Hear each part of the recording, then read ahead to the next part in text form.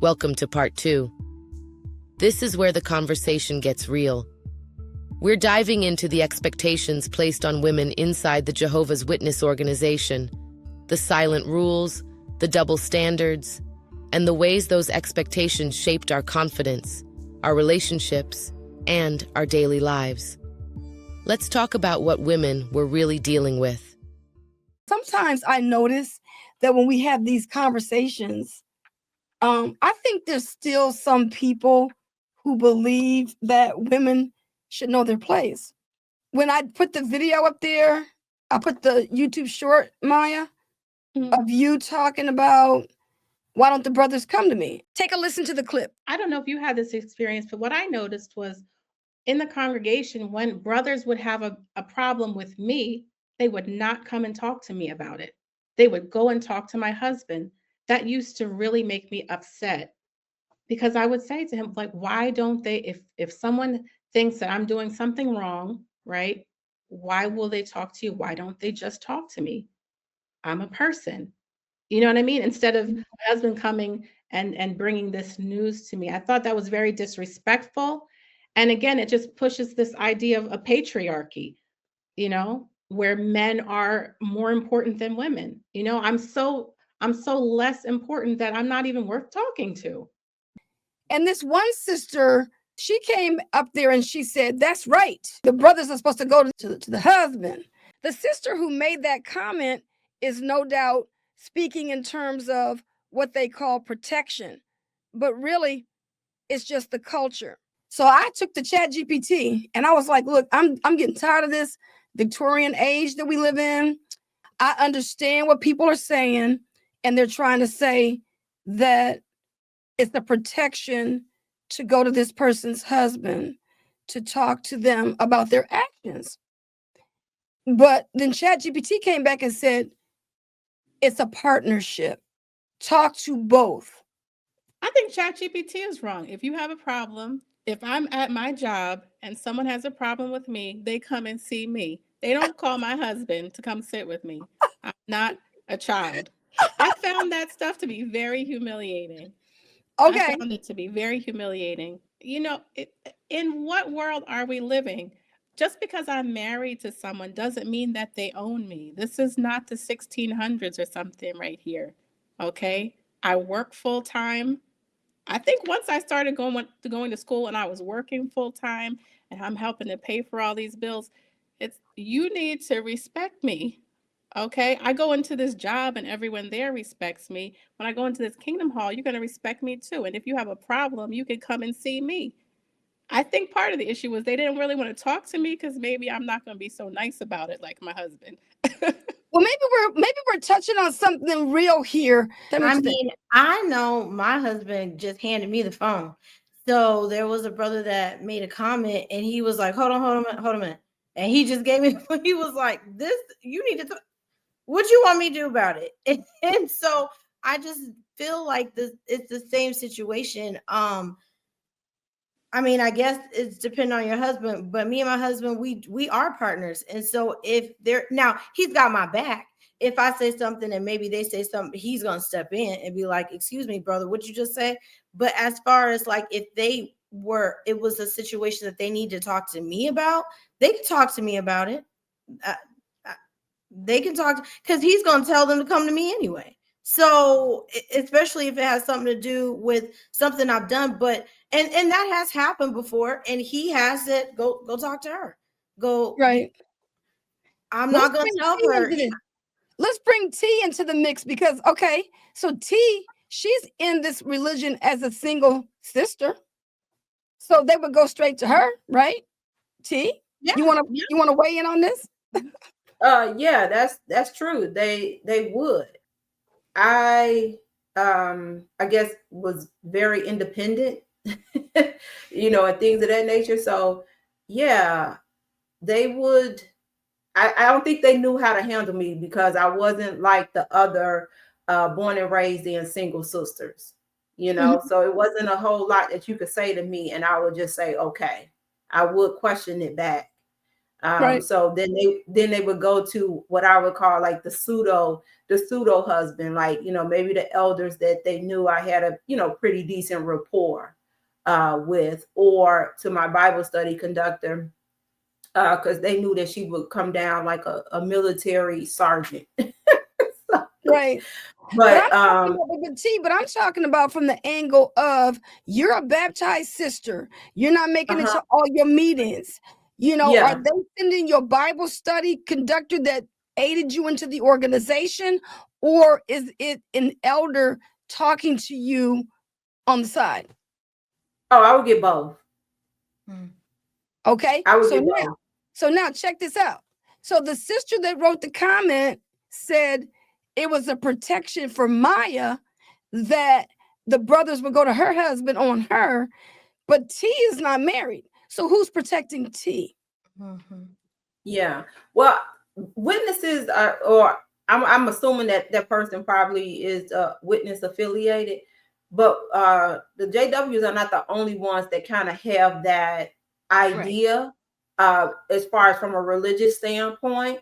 That's And correct. so you bring out a good point. What about single sisters? So who are you going to if their father or uncle or brother is not in it? But like in other religions, if it's a single woman and they feel like she needs correction or talking to, they usually will go to the most elder man in her family. I was solo dolo. So like I say, a lot of times they didn't know how to handle me, because, you know, outside of the Bible study conductor and a few elders that they felt like I had a pretty good rapport or, you know, respected, you know, view of, yeah, they had to come talk to me.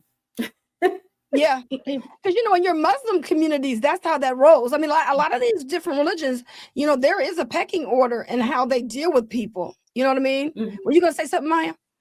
Oh, I was just going to say, just like T, when I was single, they never had any problem brothers yanking me into a back room by myself. And I think another question for this person who thinks that this arrangement of patronizing women is so great, what are we protecting women from? I thought the congregation was supposed to be a refuge and the elders were supposed to be my loving shepherds. Why do I need protection? I'll tell you why you need protection, because this is what I was thinking on this side. I know that Tia was new, but I'm sure Maya and Lady C, you know that we know the elders. We know their history. We know that some of them was disfellowship. We know that some of them should be disfellowship. We know how they treat their wives. Like, we know their background. We know who their father was. We know why they got the position they got. And so I feel like because we know this, we have this weight about us. You get what I'm saying? When you come to me, I'm gonna come to you too. Like, oh, so let's do it. Let's go back and forth. So this whole thing of no, I'm gonna call you out, and I have done that before, because what are you? You're judging me. Excuse me. You barely in. If we really want to talk about it. So I think like that's also the thing too, is knowing the history of our elders, and we know that they don't have any right to tell us anything. That we know if anybody is going to talk to our husbands about us, please stop right there, because you don't want me to drag up how your wife, what you don't want me to do it. You don't want me to do it. So that's the side that I'm seeing too, is like, you can't come to me. You right. You can't come to me. You cannot come. Don't come at all. I hear you. And I'm going to tell you another thing too. I think the reason why they want to go to those husbands is because it's manipulation. It's psychological manipulation. It also kind of like makes the husband feel kind of bad or puts him in a bad situation. And it's just petty, you know, because if they were to come to you, Maya, then you're going to show them just how petty it is. Like, you were at the meeting last Tuesday and you're like, well, what about it? I'm just saying. So that's why I think the Jehovah's Witnesses do that. I mean, now T, you were not raised as a Jehovah's Witness. What was it like in the church? Did you go to church before you became a witness? What was it like there? How did they police you in your congregation? No, I wasn't policed. I grew up Baptist. I attended Catholic school and things of that nature. So I feel like my family, both sides of my family, I was kind of diverse in exposure, to different religions. And so probably outside of on my maternal side, outside of if you go out on Saturday night, you can go to church Sunday morning. Like outside of that, it was nothing like being raised, like a Jehovah's Witness. Obviously, I was able to do things. Yeah, it was, I don't know. I say regular because that's what it was, just kind of regular life, being able to do things. You know, yeah, nothing like what I experienced in the witnesses. I'm surprised you even came in then. What brought you in? I know. Oh my God. I don't even want to, like, I had these moments, like probably at least once a month, like where I have to really extend grace to myself. So in short, there was things that I didn't get at church, that I didn't get in my Catholic school, that I didn't get when I went to listen to Minister Farrakhan, so the witnesses presented themselves, and I got introduced because I was dating somebody who grew up a witness. So I guess you would say he was physically out, mentally in though. Pony, right? So hearing these conversations, touching lions, resurrecting dead loved ones, all this stuff. I had never met anybody with this kind of, I guess, conviction, right? And so it intrigued me being an open book. That's kind of how it started. So yeah, I asked myself that at least once a month. And how did I allow myself to get sucked in? But a lot of manipulation. And one thing that the witnesses are very good at is they take things that you say and they capitalize on them. So the people I initially studied with saw that I really, really loved my grandparents, and the thought of I could see them and be with them again really appealed to me, right? And then from there it was just brainwashing, brainwashing, guilt tripping, and things of that nature, slowly stripping away who I am as a person. Every time I did try to put a pause in a study or push back or question, and my family not being controlling. I was grown. If this is what you think is right for you, that's fine. That's the approach my parents and my grandmother, my cousins, aunts, and uncles took. Nobody pushed back like the witnesses are crazy or this and that, And so, yeah, y'all not the first or the last people who will say, how did you become a witness? I know. What about your self-esteem, ladies? How did you want to give me a comparison of self-esteem as a witness versus leaving the group? Any specific examples you can provide to show how you had low self-esteem and you either are getting better esteem or working towards it? I don't think that I had low self-esteem when I was in. I think I definitely had the anxiety and constantly thinking about what are other people thinking? What are other people thinking about like my actions and what I'm doing or not doing? That was something I didn't have going in. And then the guilt around being ambitious, having side hustles and a main job and doing real estate. That's what fuels me. So not low self-esteem, but kind of this like seesaw of emotions that somehow the things that drive me, make me feel good, alive, are deemed bad, right? Or being labeled as greedy, not satisfied with what Jehovah provides, with just one job kind of thing. And so with leaving, I realized there's nothing wrong with that. Doesn't make me a greedy person. This is just a characteristic of who I am. I've been this person since I was like 12 when I opened up my first, porch candy store, So leaving helped me return to it's okay to be ambitious. And I don't think about what other people are thinking, because I ain't got to worry about stumbling nobody. If you don't like what I'm doing, keep scrolling or move on or whatever, whatever it is. So just being able to be me since leaving it feels great. That's excellent. I would say the same. Oh, sorry. Oh, wait a minute. I was turning you off of mute and you turned yourself on mute. Never mind. Go ahead. Okay. I've been doing it every time someone talks. I hit the. I would say the same thing too. I feel like I just didn't know who I was. I remember after leaving the organization, I was trying to do a Instagram profile for my teaching journey, like me going to college, and like I did the whole, and I still have it, and I could not figure out what to write in the profile. Like before, I could put JW.org, faithful servitude, like I had like, and I could not figure out what to write. And that was like when I started going to therapy, and it was a journey, and it took me 3 years to figure out what to put in there.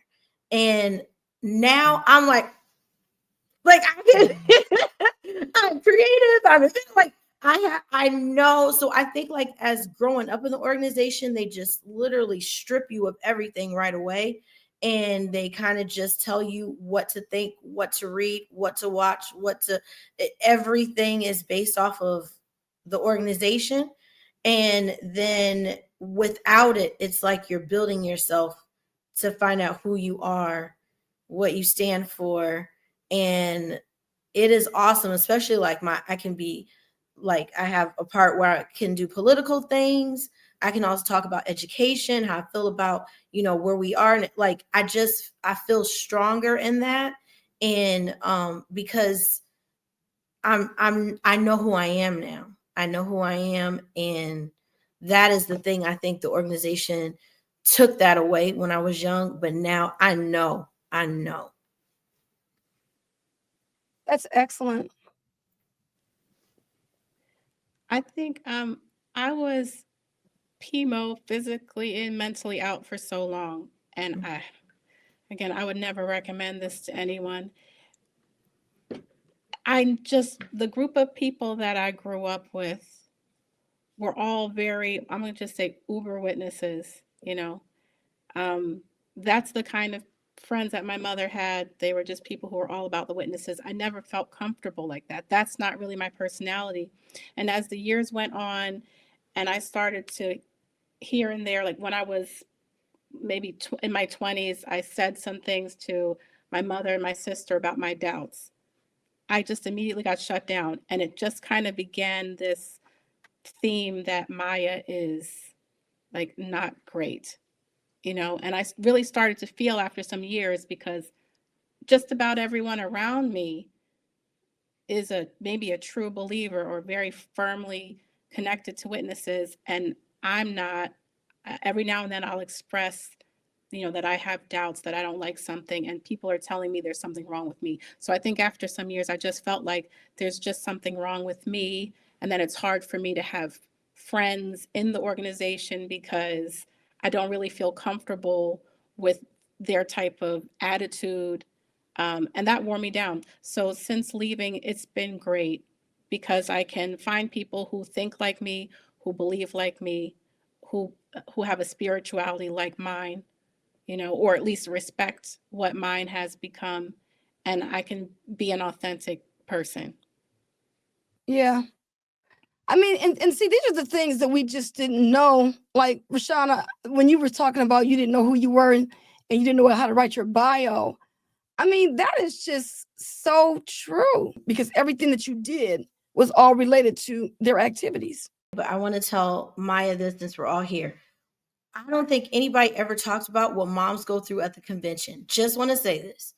When you hit that point, because I have watched tons of videos, lots of videos about X in the organization. That was the first time I ever heard it said, and it triggered me and it reminded me how bad I felt. And I needed that because it was so true. They pushed us in a corner, and that's the reason why I was trying to reach out, because I called you, didn't I? I called you and I said, oh my God, I need to talk to her. That hit me because I remember trying to quiet my baby down. I was trying. And I wanted to also listen, because you're supposed to listen to the meeting too. And they had us in a locker room, which was so uncomfortable. We're at the bottom, we're in a corner. It was too many mamas at convention, okay? So none of us could barely fit in there. I found a corner that I thought was isolated with the television. And the way that brother came at me, you cannot be here. You need to move. And I'm like, what do you want me to do? What I'm trying to watch the convention, and and I remember when I went back to my seat, and because me and Terrence switched, he would do morning, I do afternoon, and he's like, where's he at? I'll take the baby back. He was, but feeling like that every convention, feeling heavy like that. And now when I go to certain things, or maybe certain events, there is really great areas for moms. Like, you can tell they really thought that out. They didn't stick them in a locker room with benches. They have comfortable chairs. People will assist you to the area where you can, and this is just like, different things that you can attend where it's catered to moms. And it just hit me how much the organization does not care when it comes to mothers and their children and how they responded. I just wanted to say thank you for saying that, because I think we forget all the little things that we endured.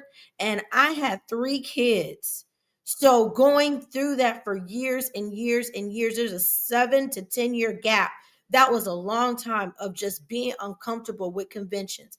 I got them dressed. I packed lunches. We got there on time. They're tired. I wanted to cry. There were some times where I'm like, listen, I want to be a baby and sit here and cry too, because this is exhausting. And then to be treated that way, and not to, they hold signs, go back to your seat. I'm sorry, I'm trying to get in the so that part, I really want to say, like, thank you for bringing that out. It hit a nerve, but it also reminded me, like, yes, it was not right. It was not right. Wow. If I can find this, I'm going to send you this picture, if I can find it, of me and my kids at the international convention some years back. And we're sitting on the floor in the middle of the hallway on a blanket, looking like some refugees. It just goes to show, like, what we used to have to go through every convention. Yep. Yeah. Absolutely. And I think it just shows they just have they don't know how to treat women. I found it very disturbing. Yes. I'm glad. Well, I'm gonna tell y'all right now, I had a bad attitude about children. And I remember this sister telling me that she would laugh at me if I ever got pregnant. And it was like the worst blow to, like, and so you're thinking, wow, people are actually looking at you and gonna be counting down, calling you names, saying they feel sorry for you because you have a baby and all that kind of stuff, And it was just the pressure of not wanting you to have kids. That was the attitude that people had, and so they would look at people like you, Maya and Rashana, and they shouldn't have had those babies. And I remember we had this sister in our congregation, and she's in her 90s, and her granddaughter was having babies. And I remember when her granddaughter was pregnant with the second baby, and her grandmother was walking by me in the Kingdom Hall, and she was so embarrassed that her granddaughter would be pregnant. She was in her 30s. And she says, I wish they would stop having all these babies. Because at one time in the organization, it was frowned on. You don't do that. And her grandmother in her 90s, she remembered that. And she was not happy about it.